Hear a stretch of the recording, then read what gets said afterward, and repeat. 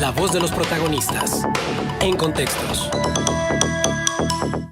Y le damos la bienvenida a Luis Alfredo Medina, coordinador de investigación del Observatorio de la Laguna. Luis Alfredo, gracias por acompañarnos. ¿Qué tal? Muy buenos días, Juan, Marcela. Buenos días a toda la auditorio. Pues, muy interesante, Luis Alfredo, esta radiografía del empleo en la Laguna, que de hecho ya en alguna colaboración anterior tuya ya habías adelantado el incremento en las fuentes de trabajo, pero el decremento en los salarios. Si quisieras compartir con el auditorio los resultados de esta radiografía. Así es, pues de manera muy breve comentarte que hemos trabajado en este tema de la mano con indicadores que saca INEGI y que saca el Instituto Mexicano del Seguro Social.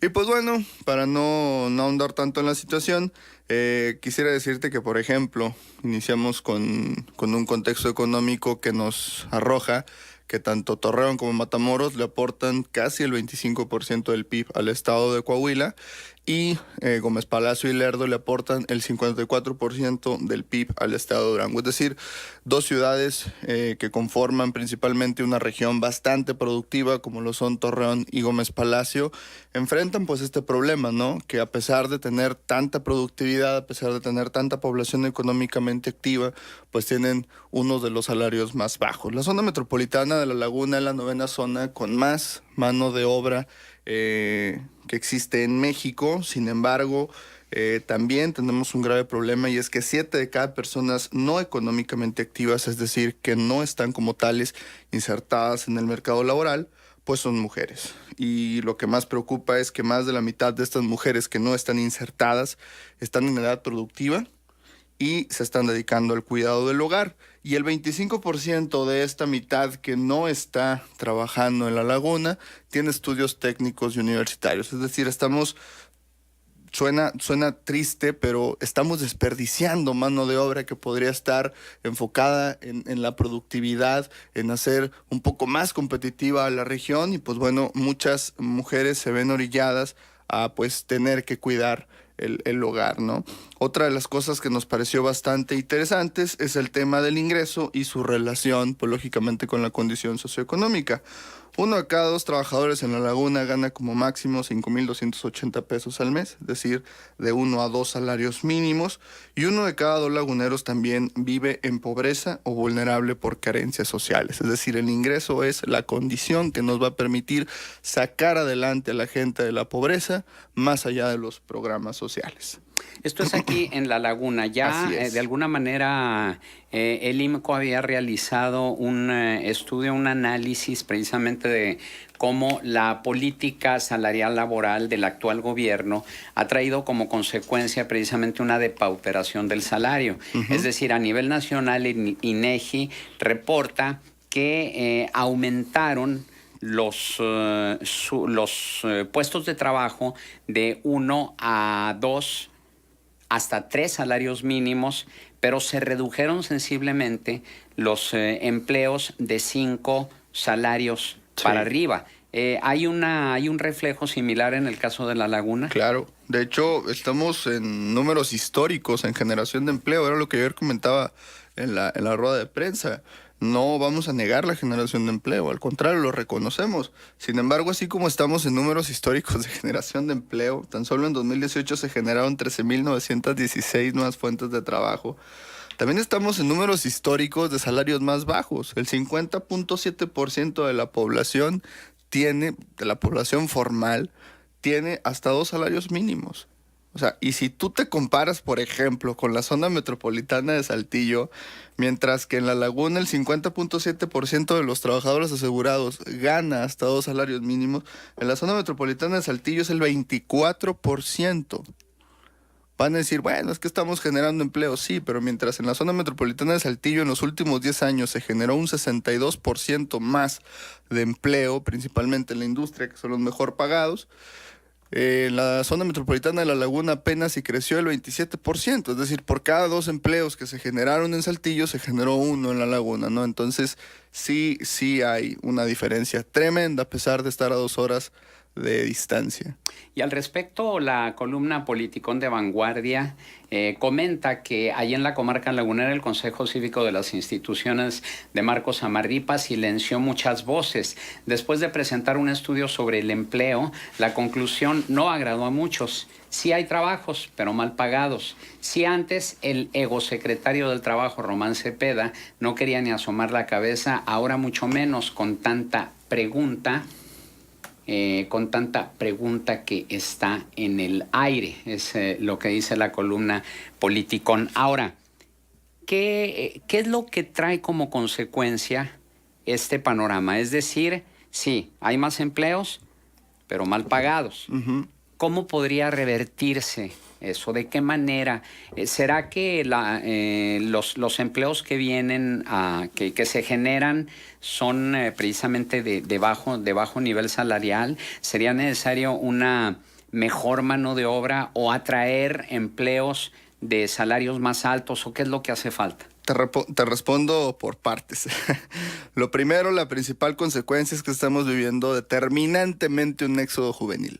Así lo llamo yo. Sí. No hay otra palabra para definir la fuga de capital de mano de obra joven que estamos teniendo. Y no lo decimos ni por percepción, que es una cosa lo que los jóvenes sienten, ni por intuición, lo decimos numéricamente. De los salarios que nosotros estamos viendo en el instituto, registrados en el Instituto Mexicano del Seguro Social, los jóvenes que tienen de 15 a 24 años, en su mayoría, el 70% gana entre 1 y 2 salarios mínimos. O sea, están saliendo de las escuelas técnicas, están saliendo de las universidades y están encontrando salarios pésimos, que no les alcanzan para arrancar su vida profesional, que no les alcanzan para arrancar su familia, una condición de vida digna. Digo, ¿qué vas a hacer con 2,640 pesos o con 5,280 pesos al mes, no? Entonces, por ejemplo, en 1998, el 52% de los trabajadores asegurados eran jóvenes de 15 a 29 años. En 2018 es el 33%. Es decir, los jóvenes se están yendo. No, el mercado laboral no está abrazando a toda esta demanda de jóvenes y están teniendo que irse a buscar mejores condiciones de vida en Aguascalientes, en Querétaro, en León, Chihuahua, Saltillo, ¿no? Y estamos desperdiciando mano de obra tremendo. Y a lo que le está pegando más es a la industria de la transformación. Y tú sabes que nosotros, como Laguna, la economía gira alrededor de la industria de la transformación y de la industria manufacturera. O sea, esto nos representa un grave riesgo en el mediano plazo, porque la economía se va a ver tremendamente afectada por la escasa mano de obra que estamos teniendo. Déjame preguntarte algo que tiene que ver. ¿Las empresas pagan lo que pagan porque no pueden más? Los empresarios, lo último que he escuchado, se han quejado mucho de la enorme carga fiscal que se tiene. Y es uno de los problemas tan graves, ¿no? Porque aquí hay que tener mucho cuidado, ¿no? Porque luego se polariza y entonces se dice, pues los empresarios malos, ¿sí? Uh-huh. que no pagan lo que tendrían que pagar y ellos sí ganan y los empleados no ganan.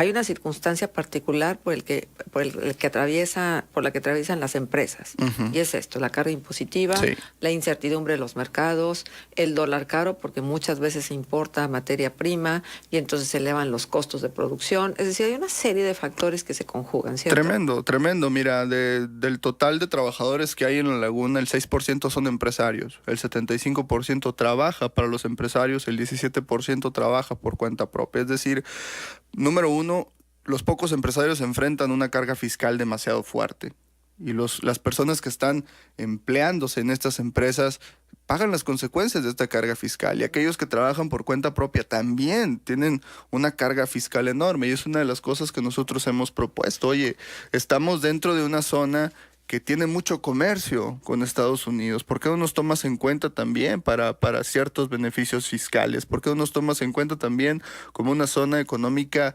que reciba ciertos privilegios, no tanto por falta de productividad? Somos más productivos que Yucatán, somos más productivos que Aguascalientes, somos más productivos que el mismo estado de Durango, si nos tomamos en cuenta como zona metropolitana, pero no recibimos los mismos beneficios como zona metropolitana que otras entidades, ¿no? Entonces es una de las cosas que nosotros hemos puesto sobre sobre la mesa. Otra de las cosas que hemos puesto sobre la mesa... Antes de que pases a otra, porque me preocupa esto que tú mencionas. ¿Qué es lo que hace diferente a la laguna, por ejemplo, de Yucatán o de Durango?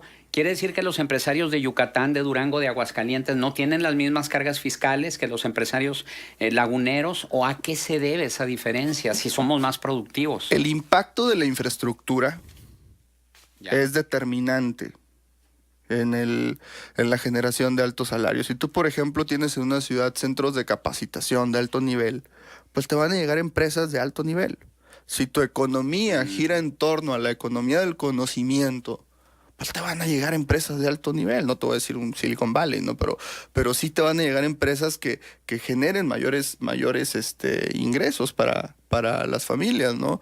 Hoy la tendencia global en economía es dejar de lado tanto las materias primas y la industria de la transformación para girar en torno más a la industria del conocimiento, ¿no?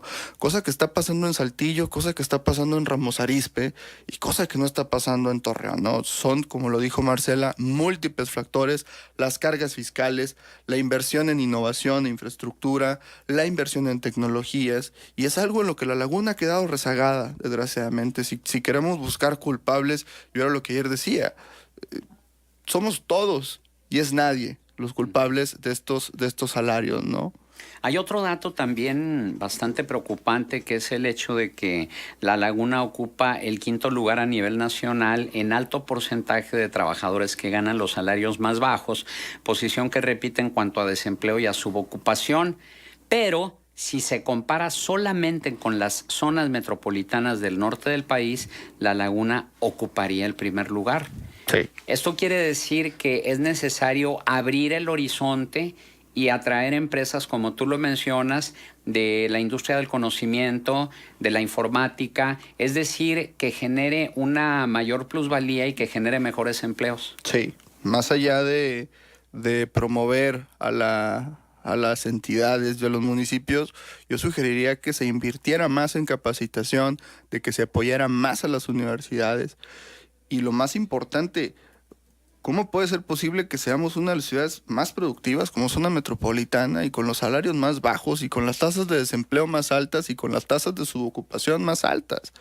Ahora, la tasa de desempleo en la laguna es del 4.4%, pero si tú le desglosas por edad, el desempleo en los jóvenes es del 9%. O sea, no le estamos garantizando una cobertura, y es lo que yo siempre he hecho mucho énfasis, a los jóvenes que están egresando a las universidades. Tan solo en 2018 egresaron 16,279 jóvenes técnicos y universitarios, y solamente se crearon 4,533 plazas de trabajo entre los rangos de los 15 y 29 años, es decir, aquellas que se pueden acomodar a la edad de estas personas, ¿no? Estamos hablando de que en los últimos 7 años solamente se ha posicionado el 23% de los egresados de escuelas técnicas y universitarias, ¿no? Entonces, ¿qué está pasando con la estrategia de desarrollo económico? Nos hace falta ampliar más el horizonte acerca de hacia dónde queremos llegar, esa visión que en un principio generaron nuestros bisabuelos, nuestros abuelos, que le dieron origen a la laguna y que hoy desgraciadamente pues ha perdido un poco el rumbo. Y si a esto le agregas también el granito de arena o la piedra, la roca que aportan las propias autoridades, pues vemos un caldo de cultivo bastante difícil. Luego de que ayer precisamente vamos a conocer esta información de que la Auditoría Superior de la Federación señaló anomalías por más de 2,300 millones de pesos en la aplicación de recursos que que estaban destinados para pequeñas empresas, es decir, daños a estas empresas, dinero que iba a ser precisamente para lo que tú estás mencionando. Es necesario mayor capacitación, es necesario mayor infraestructura, es necesario apoyar a esas pequeñas empresas que son las que generan el mayor número de empleos. Sí. Y resulta que causan daños precisamente debido a desvíos de recursos o a la misma corrupción. Desgraciadamente los pequeños contribuyentes, los micro, pequeños y hasta medianos contribuyentes son los que más la llevan, ¿no? Por ejemplo, si viene una empresa grande a instalarse aquí a la ciudad, se le da descuento del impuesto sobre nómina, se le da descuento de pago de, no sé, de agua, de predial, una serie de beneficios fiscales tremendos a las grandes empresas. Pero los chavos que quieren arrancar su negocio, es un martirio, de ventanilla en ventanilla, de impuesto tras impuesto, de trámite tras trámite. Oye, espérate, estás viendo que están saliendo muchos universitarios, algunos que quieren arrancar su propio negocio para generar más fuentes de empleo. 8 de cada 10 fuentes de empleo las generan pequeñas y medianas empresas en la región. Y son los que más la llevan en cuanto a cargas fiscales, ¿no? Entonces es tremendo este panorama. Mucho trabajo por hacer. Luis Alfredo Medina, coordinador de investigación del Observatorio de la Laguna, nuestro agradecimiento por tu participación. Gracias a ustedes por la invitación. Gracias.